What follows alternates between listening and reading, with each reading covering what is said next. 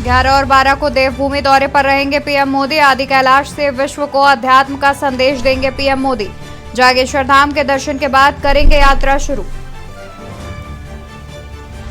उत्तराखंड के दौरे पर उत्तर प्रदेश के सीएम योगी आदित्यनाथ बाबा केदारनाथ के दर्शन करने पहुंचे मुख्यमंत्री। सीएम योगी आदित्यनाथ के कार्यक्रम में बदलाव हुआ था। मध्य क्षेत्रीय परिषद की बैठक में पहुंचे गृह मंत्री अमित शाह ने कुपोषण और बच्चों को स्कूल छोड़ने की दर समाप्त करने की घोषणा। जागेश्वर और पूर्णागिरि मंदिर का मास्टर प्लान बनाने का काम शुरू। केदारनाथ बद्रीनाथ की तर्ज पर बनेगा मंदिर।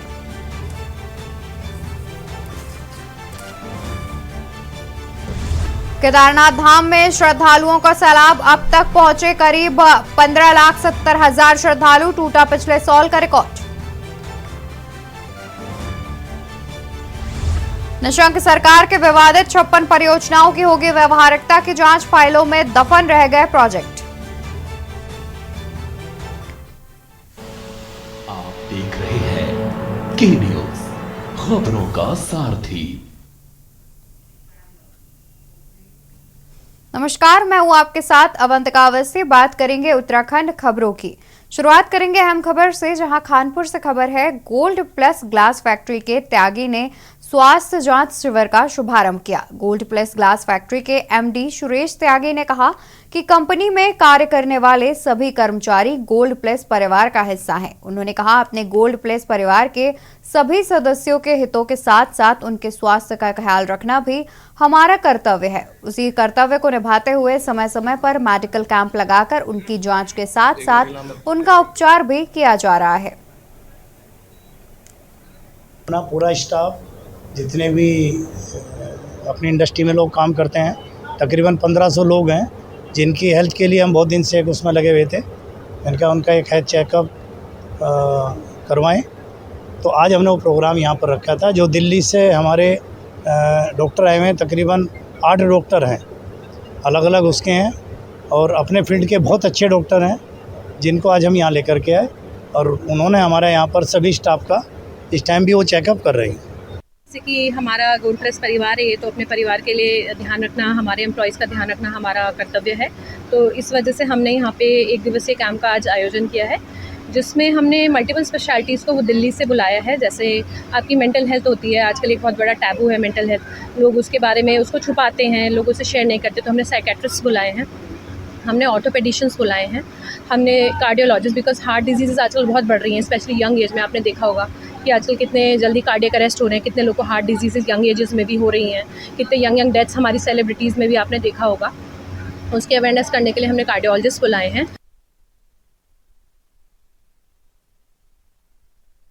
श्री योगी आदित्यनाथ श्री बद्रीनाथ धाम पहुंचे, जहां सर्वप्रथम आर्मी हेलीपैड माड़ा में प्रशासन, पुलिस और आर्मी के अधिकारियों द्वारा उनका भव्य स्वागत किया गया। तत्पश्चात मुख्यमंत्री द्वारा सरस्वती नदी के दर्शन कर जल ग्रहण किया गया, जिसके बाद मूसा पानी का भ्रमण कर भारत चीन सीमा पर घस्तौली में तैनात आईटीबीपी के जवानों से मिले और उनका हौसला बढ़ाया। मुख्यमंत्री योगी आदित्यनाथ को अचानक अपने बीच पाकर उत्साहित जवानों ने भारत माता की जय और वंदे मातरम के नारे लगाए।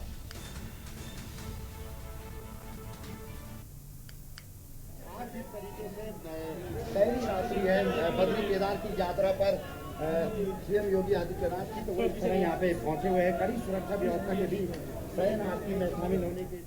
खबर कालाडूंगी से है, जहां जिम कॉर्बेट के गांव छोटी हल्द्वानी और आसपास के क्षेत्र में विगत वर्षों की भांति कॉर्बेट ग्राम विकास समिति ने इस वर्ष भी वन्य प्राणी संरक्षण सप्ताह धूमधाम से मनाया।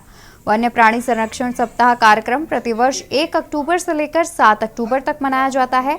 वन्य प्राणी संरक्षण सप्ताह के अंतर्गत विभिन्न कार्यक्रम आयोजित किए गए, जिनमें जन जागरूकता रैली, सफाई अभियान, nature trail, wild life, movie show, drawing competition आदि अनेकों कार्यक्रम किए गए।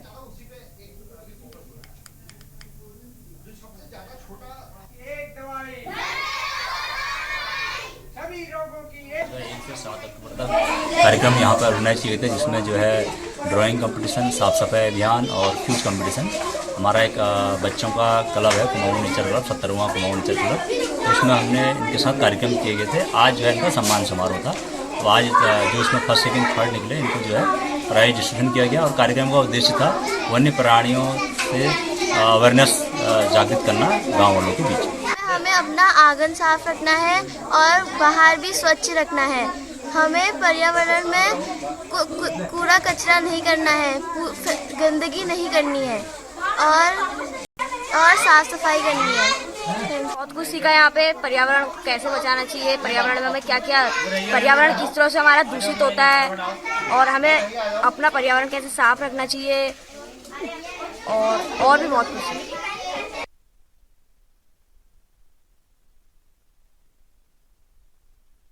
कंकर खाता गांव में सड़क के चौड़ीकरण को लेकर प्रशासन ने 30 से ज्यादा ग्रामीणों को नोटिस जारी किया है। नोटिस में समय सीमा देते हुए प्रशासन ने कहा था कि उनके मकान सड़क की भूमि में आ रहे हैं, यानी कि एक तरह से सरकारी भूमि पर अतिक्रमण है।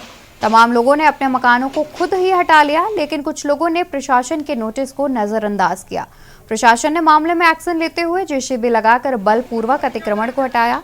इस दौरान प्रशासन को ग्रामीणों का विरोध भी झेलने पड़ा, लेकिन प्रशासन ने पहले ही भारी पुलिस का बंदोबस्त कर लिया था।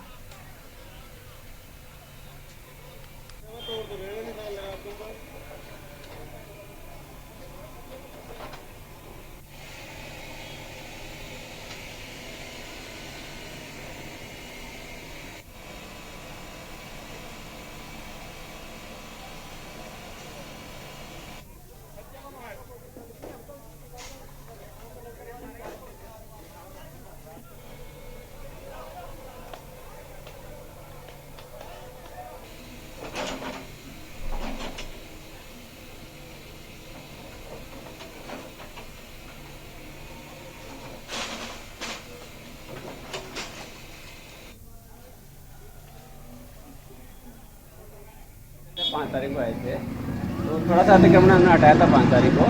तो इन्होंने कहा था उस दिन कि सर आज आप 1-2 दिन के हमें समय दे दीजिए और हम इसको हम खुद कटर से काट के गिरा देंगे। तो हमने 7 तारीख की डेट रखी थी, लेकिन अभी कुछ लोगों ने तो कर दिया। देखिए कुछ लोग खुद ही काम करें, खुद ही कटवा रहे हैं, और जो लोग नहीं कर रहे हैं उनको हमने बलपूर्वक कह लीजिए हमने उसको जो है छुड़वा दिया है। थोड़ा ही बचा, विरोध ज़्यादा नहीं है, थोड़ा मंदिर को लेकर के था कि भाई मंदिर ना हटे, तो मंदिर का हमने अभी नहीं छुआ है, आगे देखेंगे उसका क्या करना है। खबर उत्तरकाशी से है, जहां बड़कोट थाना प्रभारी निरीक्षक संतोष सिंह कुंवर के नेतृत्व में राजकीय बालिका इंटर कॉलेज बड़कोट में छात्राओं को समाज में फैल रहे साइबर और अनेक प्रकार के अपराधों के बारे में विस्तार से जानकारी दी गई। समाज में बाल महिला संबंधी अपराधों के बारे में विस्तार से बताया गया। यातायात नियमों का पालन करने, साइबर अपराध की रोकथाम के संबंध में विस्तृत रूप से जानकारी भी दी गई। इस कॉलेज में इस अवसर पर प्रधानाचार्य और विद्यालय के अन्य शिक्षक, कर्मचारी और छात्राएं उपस्थित रहे।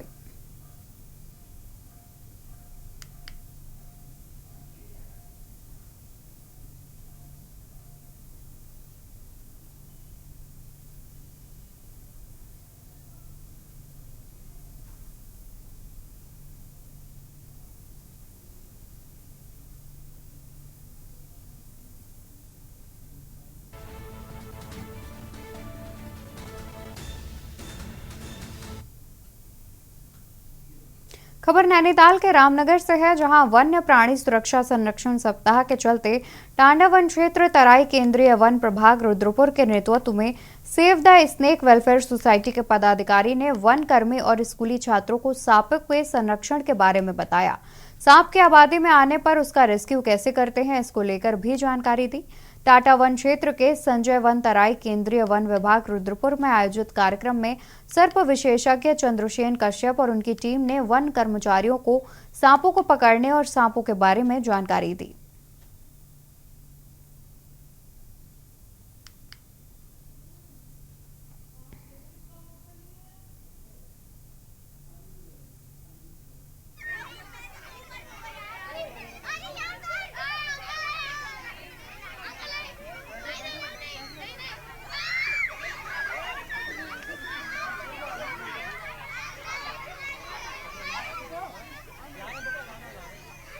धन्यवाद करूँ मैं अपने समस्त पदाधिकारियों को, प्रणाम करता हूँ इनको।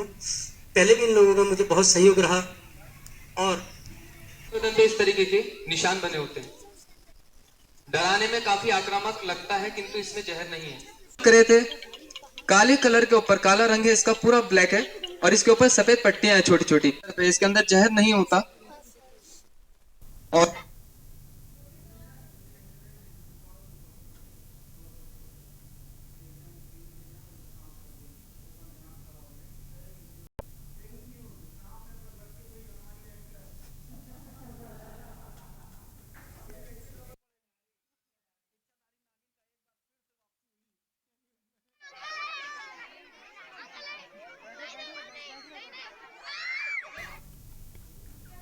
डेंगू एडीज मच्छर के काटने से फैलता है। यह प्लेटलेट्स कोशिकाओं को नष्ट करता है। इसी वजह से डेंगू में मरीज का प्लेटलेट्स तेजी से कम होता है। डेंगू में मरीज के शरीर से प्लेटलेट्स का थोड़ी बहुत कम होना तो आम बात है, लेकिन अगर यह 10,000 पर पहुंच जाए और बॉडी में ब्लड के स्पॉट बनने लगे तो यह खतरनाक हो सकता है।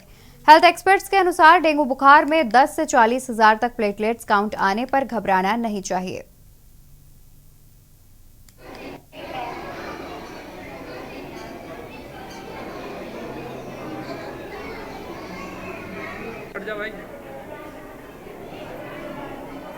प्लेटलेट का काउंट जो है इंपॉर्टेंट है अगर वो 10,000 से नीचे जा रहा है, लेकिन सबसे ज़्यादा इंपॉर्टेंट प्लेटलेट का काउंट जब है जब प्लेटलेट का काउंट भी कम है और मरीज को ब्लीडिंग भी हो रही है, या तो मुंह से हो रही है, या स्किन के नीचे पैचेज आ गए हैं, या लेटरिन के रास्ते से हो रही है।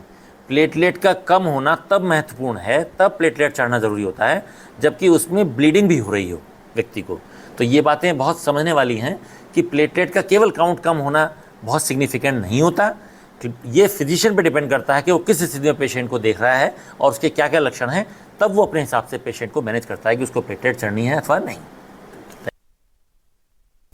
जोशीमठ में लगातार भूदसाव से लोगों में दहशत का माहौल है। जहां एक तरफ लोगों को अपनी जान का खतरा सता रहा है, वहीं सरकार को बड़े नुकसान का भी सामना करना पड़ रहा है। ऐसे में देहरादून के जोशीमठ आपदा से प्रभावित क्षेत्र के पुनर्वास के लिए उत्तराखंड के मुख्यमंत्री पुष्कर सिंह धामी के सचिव ने प्रधानमंत्री नरेंद्र मोदी और केंद्रीय गृह मंत्री अमित शाह को प्रस्ताव भेजा था। साथ ही सीएम धामी ने दिल्ली में प्रधानमंत्री से मिलकर जोशीमठ से प्रभावित क्षेत्रों के बारे में चर्चा भी की थी, जिसको गंभीरता से लेते हुए प्रधानमंत्री मोदी के द्वारा विचार किया गया था। देखिए ये रिपोर्ट। जोशीमठ भूधसाव के बाद अब लोगों को राहत मिलने वाली है। जोशीमठ से जूझ रहे जोशीमठ की सुरक्षा और पुनर्वास कार्यों के लिए केंद्र सरकार ने राज्य के आर्थिक पैकेज के प्रस्ताव को मंजूरी दे दी है। आपदा प्रबंधन एवं पुनर्वास सचिव डॉक्टर रंजीत कुमार सिन्हा ने बताया कि गृह मंत्रालय ने प्रस्ताव मंजूर कर दिया है। उम्मीद है कि इसकी पहली किश्त जल्द जारी कर दी जाएगी। मुख्यमंत्री पुष्कर सिंह धामी ने सचिवालय में कहा कि जोशीमठ के लिए राहत पैकेज मिलने से निर्माण कार्यों में तेजी आएगी। सीएम धामी ने राहत पैकेज मंजूर करने पर प्रधानमंत्री नरेंद्र मोदी और केंद्र गृह मंत्री अमित शाह का आभार जताया। आगे कहा कि जोशीमठ के स्थायी ट्रीटमेंट के लिए पीएम और गृह मंत्री से राहत पैकेज मांगा गया था। केंद्र ने पहले चरण में 1845 करोड़ रुपए की मंजूरी दे दी है। अब केंद्र संस्थानों की रिपोर्ट के अनुसार जोशीमठ के स्थायी ट्रीटमेंट के लिए ठोस काम कराए जाएंगे। मैं आदरणीय प्रधानमंत्री जी का धन्यवाद करना चाहता हूं, आदरणीय गृह मंत्री जी का धन्यवाद करना चाहता हूं कि जब से जोशीमठ की त्रासदी हुई, जब से ये भूस्खलन हुआ, वहां पर आपदा की स्थिति पैदा हुई, लगातार हर बार उन्होंने हमको भरोसा दिया, आश्वासन दिया कि उत्तराखंड की जोशीमठ के लोगों की पूरी मदद की जाएगी। उसी क्रम में आज हमको ये धनराशि प्राप्त हो गई है। निश्चित रूप से धनराशि मिलने से अब तेजी से सारे पुनर्वास और विस्थापन और विकास के और पुनर्निर्माण के सारे कार्य वहां पर संपन्न होंगे। आपको बता दें, जोशीमठ में होने वाले कार्यों की निगरानी पीएमओ स्वयं करेगा। संवेदनशीलता के आधार पर जोशीमठ को उच्च, मध्यम और निम्न रिस्क जोन में बांटा गया है। हाई रिस्क जोन में सभी लोगों को विस्थापित किया जाएगा। मध्यम व निम्न रिस्क जोन में इमारतों को 4 श्रेणियों में बांटा गया है। इनसे ब्लैक व रेड श्रेणी के मकान बेहद संवेदनशील होंगे। सीएम धामी ने पीएम मोदी और गृह मंत्री अमित शाह का धन्यवाद दिया है। उनके अनुसार अब राज्य सरकार जोशीमठ को फिर से संवारने का काम शुरू करेगी। उन्होंने धनराशि स्वीकृति की पुष्टि की है। स्पेशल डेस्क के न्यूज इंडिया। यहाँ रुकेंगे एक छोटे से ब्रेक के लिए, जल्द हाजिर होंगे अन्य खबरों के साथ। आप देख रहे हैं के न्यूज, खबरों का सारथी। ब्रेक से वापस आ गए हैं, रुक करते हैं खबरों का, जहां उत्तराखंड में चुनाव जैसे जैसे नजदीक आ रहा है वैसे वैसे बड़े नेताओं के राज्य के दौरे तेज हो गए हैं। इसी कड़ी में भाजपा के तमाम दिग्गज नेता इन दिनों उत्तराखंड भ्रमण पर हैं। यूपी के मुख्यमंत्री योगी आदित्यनाथ 3 दिवसीय दौरे पर हैं, जबकि 1 दिवसीय दौरे पर केंद्रीय गृह मंत्री अमित शाह पहुंचे थे। वहीं 2 दिवसीय दौरे पर कुछ दिन बाद प्रधानमंत्री भी उत्तराखंड पहुंचेंगे। भाजपा के तमाम वरिष्ठ नेताओं के उत्तराखंड भ्रमण से कार्यकर्ताओं और पदाधिकारियों में काफी उत्साह है। आपको बता दें कि सीएम योगी आदित्यनाथ केदारनाथ और बद्रीनाथ धाम में पूजा अर्चना कर देश एवं प्रदेशवासियों की खुशहाली की कामना भी की, जबकि गृह मंत्री अमित शाह ने मध्य क्षेत्रीय परिषद की 24वीं बैठक और 49वीं अखिल भारतीय पुलिस साइंस कांग्रेस की बैठक में शामिल होने के बाद भाजपा मुख्यालय में भाजपा सोशल मीडिया और आईटी सेल की टीमों को संबोधित किया। साथ ही लोकसभा चुनाव के मद्देनजर कार्यकर्ताओं को जोश भी किया और सक्रिय भी भरा उनमें। इसके अलावा प्रदेश संगठन पदाधिकारियों के साथ ही प्रदेश सोशल मीडिया, आईटी सेल और 7 मोर्चों के सोशल मीडिया पदाधिकारियों के साथ अलग अलग बैठकें ली। शाह और योगी के बाद पीएम मोदी 12 अक्टूबर को पिथौरागढ़ का प्रस्तावित दौरा है। पीएम मोदी जागेश्वर धाम से कुमाऊं यात्रा शुरू करेंगे। प्रधानमंत्री आदि कैलाश और पार्वती सरोवर के दर्शन के बाद आईटीबीपी के जवानों से भी मिलेंगे। वहीं पिथौरागढ़ स्टेडियम में विशाल जनसभा को भी प्रधानमंत्री संबोधित करेंगे। पीएम मोदी के इस कार्यक्रम को सफल बनाने के लिए सरकार और संगठन की तैयारियां जो है वो तेजी से चल रही हैं। वहीं कांग्रेस ने भाजपा के तमाम दिग्गज नेताओं के दौरे पर तंज कसा है।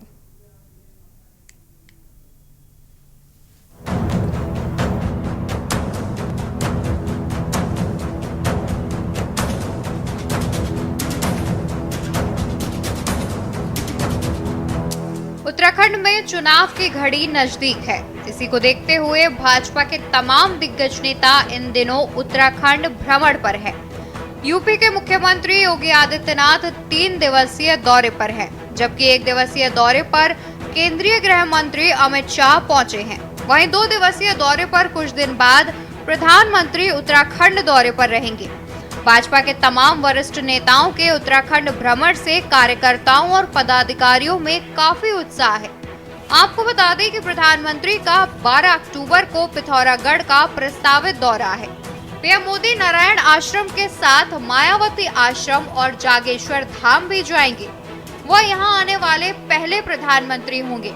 वहीं सीएम धामी का कहना है कि प्रधानमंत्री के आने से निश्चित तौर पर कुमाऊं की पर्यटन गतिविधियों को भी गति मिलेगी। सबसे पहले तो आदरणीय प्रधानमंत्री जी का मैं आभार व्यक्त करना चाहता हूं और धन्यवाद करता हूं उत्तराखंड की देवतुल्य जनता की तरफ से कि वो पहले प्रधानमंत्री होंगे जो जागेश्वर आ रहे हैं, वो पहले प्रधानमंत्री होंगे जो मायावती आ रहे हैं, वो पहले प्रधानमंत्री होंगे जो आदि कैलाश जा रहे हैं।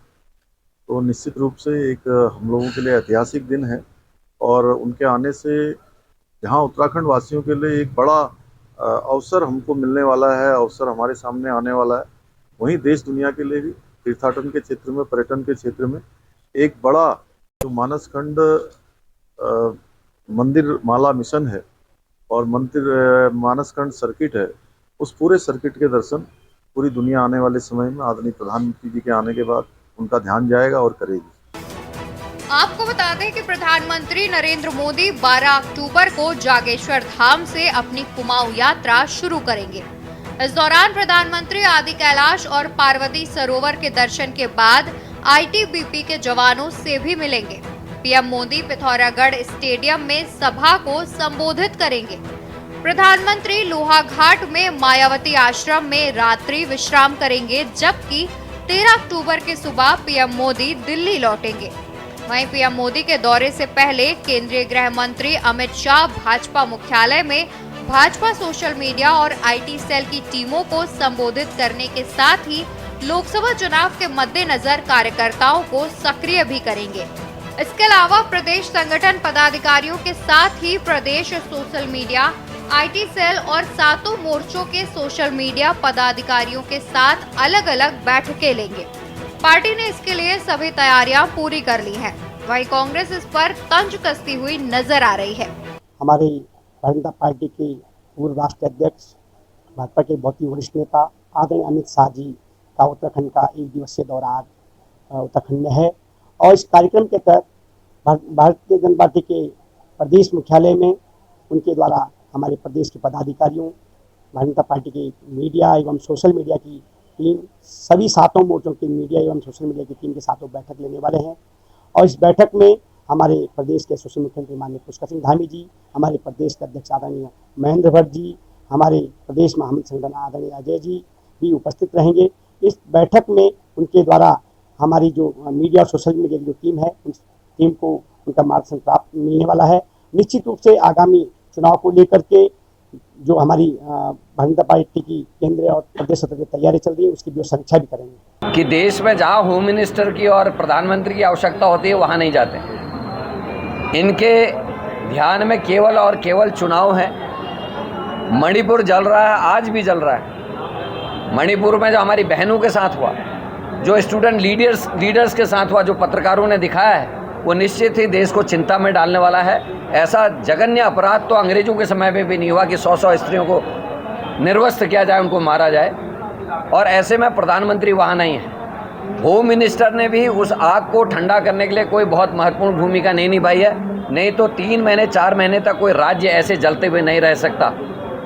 और इन सारी चीज़ों को देखते हुए मुझे यही कहना है, पूरा हिंदुस्तान आज मणिपुर की घटना की वजह से तकलीफ में है। आपकी आवश्यकता मणिपुर में है। उत्तराखंड को छोड़िए और मणिपुर का रुख कीजिए।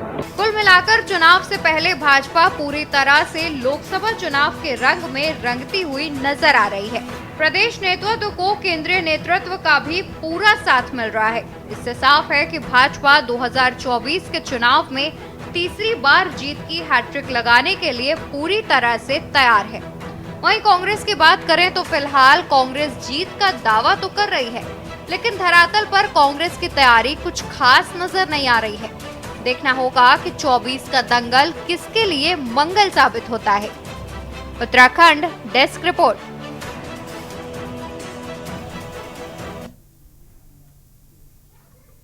खबरों में मेरे साथ फिलहाल इतना ही। आप देखते रहिए के न्यूज इंडिया। आप देख रहे हैं के न्यूज, खबरों का सारथी।